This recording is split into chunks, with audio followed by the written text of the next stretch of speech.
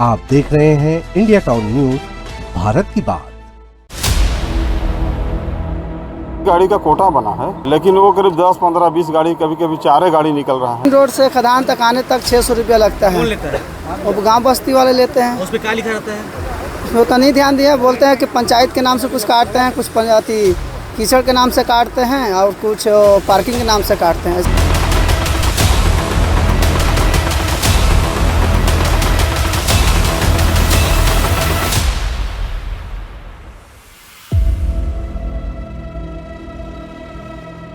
छत्तीसगढ़ के अंबिकापुर जिले की अमेरा कोल माइंस से सामने आई तस्वीरें कई गंभीर सवाल खड़े करती हैं।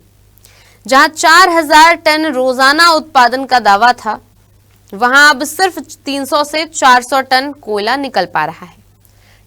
ट्रक ड्राइवर परेशान हैं, डीओ होल्डर नुकसान झेल रहे हैं और जिम्मेदार एजेंसियां एक दूसरे पर जिम्मेदारी डालती नजर आ रही हैं।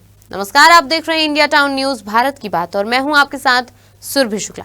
देखिए, अंबिकापुर से हमारे संवाददाता सावन पांडे की ये रिपोर्ट। यह तस्वीरें किसी बाढ़ग्रस्त इलाके की नहीं है, बल्कि एससीसीएल के अमेरा कोल माइंस की है।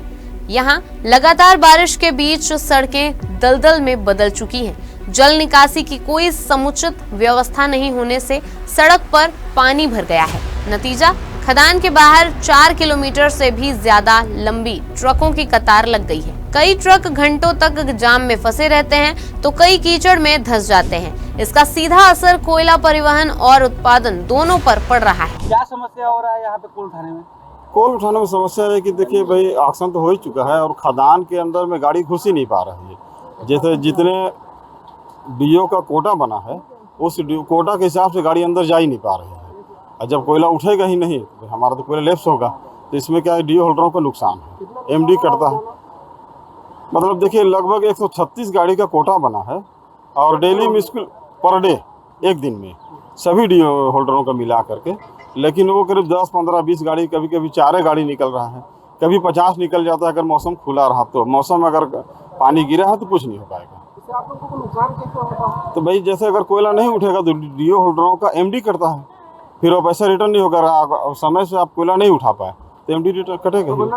हाँ, प्रबंधन काट लेगा। व्यवस्था किसको करनी चाहिए थी? जो समस्या जो खदान के मालिक हैं, जैसे मैनेजर हुए, सबरिया हुए, भाई इनको व्यवस्था, बरसात से पहले ही इनको व्यवस्था बना लेना था। आज जानबूझकर ऐसा कर दिया गया कि आपको नुकसान भी हो रहा है, उधर कोयला भी नहीं उठ रहा है। नहीं, अब ये तो नहीं कर सकते जानबूझ करके, लेकिन भाई व्यवस्था नहीं बना है, ये तो भैया जो दिख रहा है तो दिख रहा है। 600 रुपये वसूला जा रहा है मेन सड़क से यहाँ तक का। नहीं, ये तो ड्राइवर लोग बता पाएंगे, हम लोग नहीं बता जो पाएंगे। पर्ची आ रही है किस चीज का वसूल? नहीं, हम लोग के पास पर्ची नहीं आता है, वो ड्राइवरों का काम है। अमेरा कोल माइंस में प्रतिदिन लगभग 4000 टन कोयले की सप्लाई का लक्ष्य तय है, लेकिन मौजूदा हालात इतने खराब हैं कि उत्पादन घटकर महज 300 से 400 टन प्रतिदिन रह गया है। यानी उत्पादन में करीब 90% तक की गिरावट दर्ज की गई है।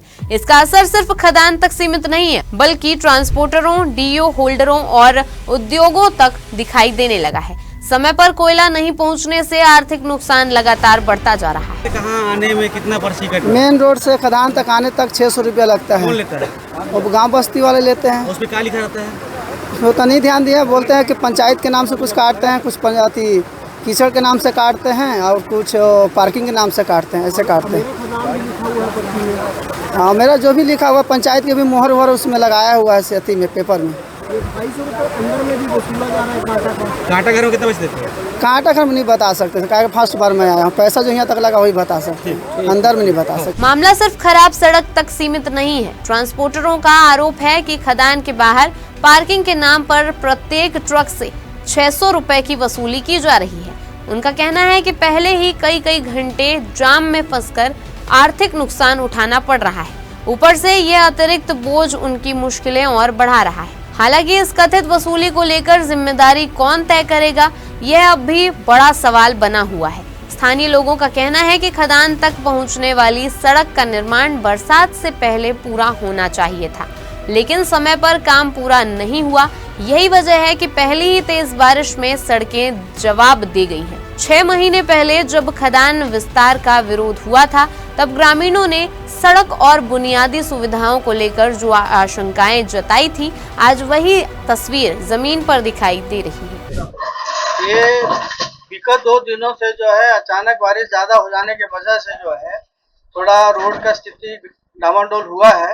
उसमें हम लोग काम कर रहे हैं और क्योंकि अब जैसे ही इसमें रोड का काम पूरा हुआ है उसी में बारिश गिर गया, तो इस वजह से थोड़ा सा और जो है रोड की स्थिति थोड़ी डामाडोल हुई है।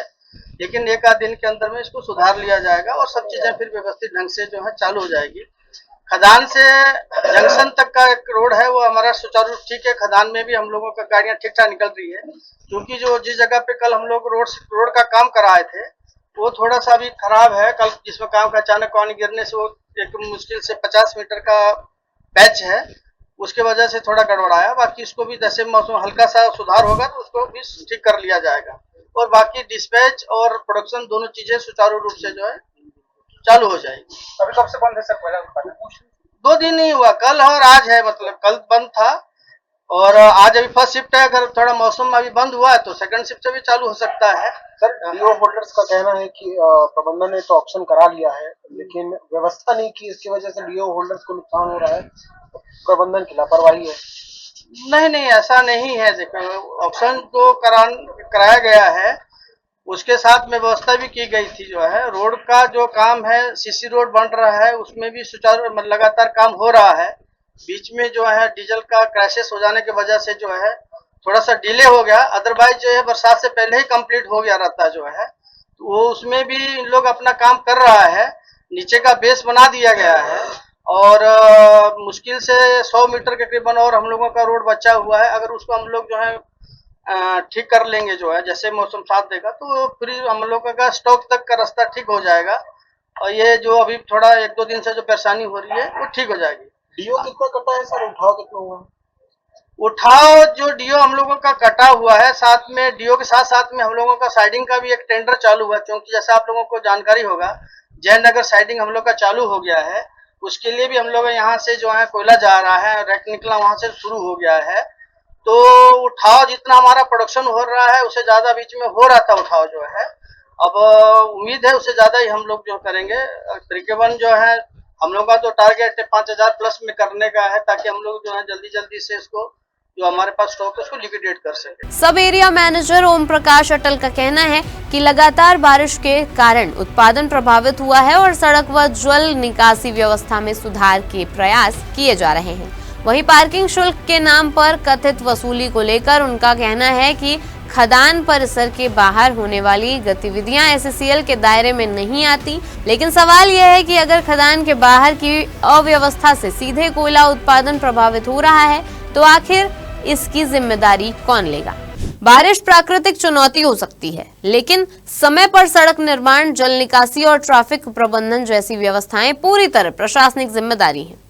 अगर यही इंतजाम समय पर किए गए होते तो शायद हजारों टन कोयले का उत्पादन नहीं रुकता, ट्रकों की लंबी कतारें नहीं लगती और ट्रांसपोर्टरों को आर्थिक नुकसान नहीं उठाना पड़ता।